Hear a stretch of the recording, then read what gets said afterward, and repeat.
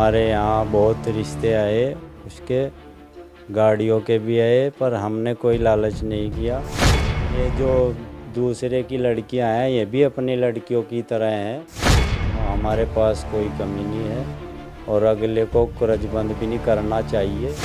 दूसरे से दहेज लेकर हम कितने दिन उसे कर सकें यूज, 1-2 साल।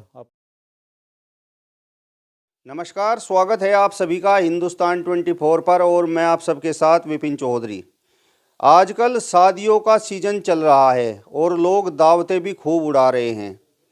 इन शादियों में जो लोग शगुन के तौर पर 1 रुपया ले रहे हैं, उन शादियों की बड़ी चर्चाएं हो रही हैं। इस समय हम गंगो विधानसभा के गांव दरियापुर में हैं और तस्वीरों में आप जिस शख्स को देख रहे हैं, इन्होंने भी अपने बेटे की शादी 1 रुपये की है। यानी इन्होंने दहेज का विरोध किया है और शगुन के तौर पर शादी में केवल 1 रुपया लिया है और एक तरह से समाज के सामने इन्होंने मिसाल पेश की है। 1 रुपया शगुन के तौर पर लेने के पीछे इनकी मंशा क्या रही, सीधे इनसे ही बातचीत करेंगे। सर, सबसे पहले तो मैं आपका नाम जानना चाहूँगा। जी, मेरा नाम विनोद कुमार है।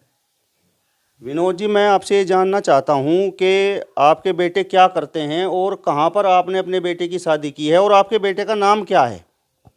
जी, मेरा बेटा जमुनानगर जॉब करता है एग्रीकल्चर में, और हमने उसकी शादी बांकला की है। हमारे यहाँ बहुत रिश्ते आए, उसके गाड़ियों के भी आए, पर हमने कोई लालच नहीं किया। हम 1 रुपये की शादी की हमने। हम यहाँ भी 4 लाख रुपए आए थे चिट्ठी पर, हमने उनमें से 1 रुपया उठाया। हम दहेज के प्रति बहुत वो हैं, हम ये नहीं चाहते कि कोई दहेज ले, हम दहेज के खिलाफ हैं। आजकल तो आपने देखा होगा जिस तरीके का आपका परिवार है, आपका बहुत संभ्रांत परिवार है, आप इस क्षेत्र के अच्छे किसान हैं और ज़्यादातर जिनका अच्छा परिवार होता है वो ये चाहते हैं कि भैया शादी में दहेज आए, बड़ा दहेज आए और उसके बाद आपकी चर्चा होगी कि फला व्यक्ति के बेटे की शादी में इतना दहेज आया। ये आपके मन में बात नहीं रही? ना जी, हमारे मन में ये कोई बात नहीं रही। हम तो पहले से ही सोच रहे थे कि अपने लड़की की शादी में 1 रुपया उठाएंगे और वही हमने किया।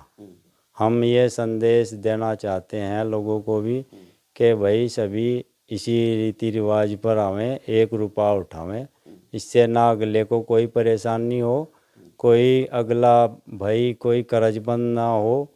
तो इसमें सभी भाइयों से अनुरोध है कि 1 रुपया उठाएं। मतलब आपको इस बात का एहसास है कि जिनके साथ हमारी रिश्तेदारी जुड़ी है वो एक बेटी के परिजन हैं, एक बेटी के बाप हैं और एक बेटी की शादी में बड़ा खर्चा होता है और फिर आने वाले समय में बड़ी दिक्कतों का सामना करना पड़ता है, बहुत मेहनत करके वो कर्ज उतारना पड़ता है। ये आपके मन में दिमाग में बात थी? हाँ जी, ये हमारे मन में पहले से ही है जी। तो हम ये चाहते हैं कि इसमें कोई भी भाई इसी तरह करे, सभी भाई 1 रुपये का शादी करें। इसमें ना अगला कोई कर्जबंद होगा और जी इसमें सभी को बहुत अच्छा संदेश जाएगा।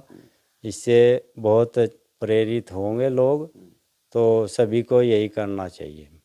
विनोद जी, आपने 1 रुपये की शादी की है, दहेज का आपने विरोध किया है, लेकिन हम अक्सर देखते हैं कि दहेज न लाने की वजह से बहुत सी बेटियों की प्रताड़ना झेलनी पड़ती है। कई बेटियां तो फांसी के फंदे पर झूल जाती हैं, तो कहीं ऐसा तो नहीं कि कुछ समय बाद फिर जो है उस लड़की को कुछ दिक्कत हो जाए? नहीं जी, ये बहुत गलत बात है। ऐसा लोगों को नहीं करना चाहिए।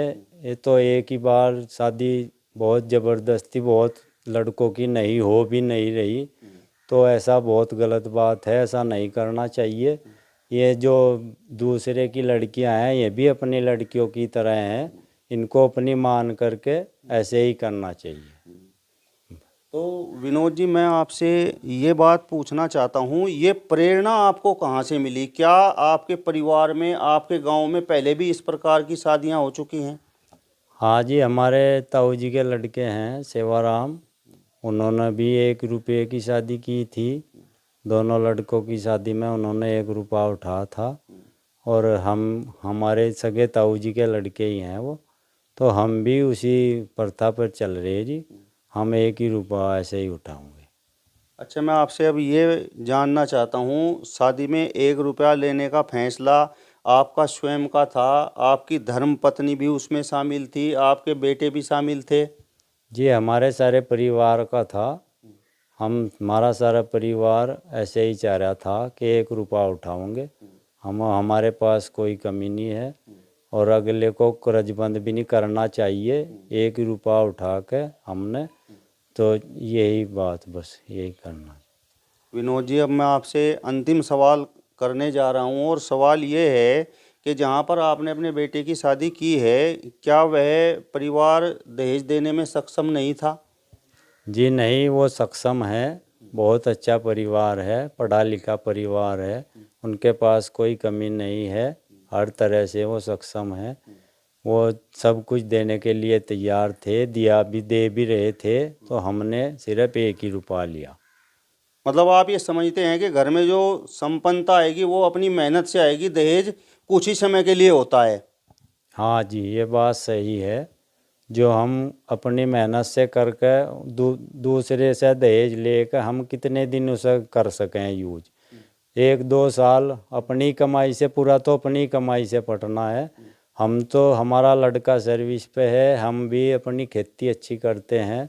हमारा बहुत अच्छा गुजारा चल रहा है, हम इससे बहुत खुश हैं। हम लोगों को भी ये संदेश देना चाहते हैं, भाई सभी 1 रुपया उठाओ, तो ऐसा ही होना चाहिए सब।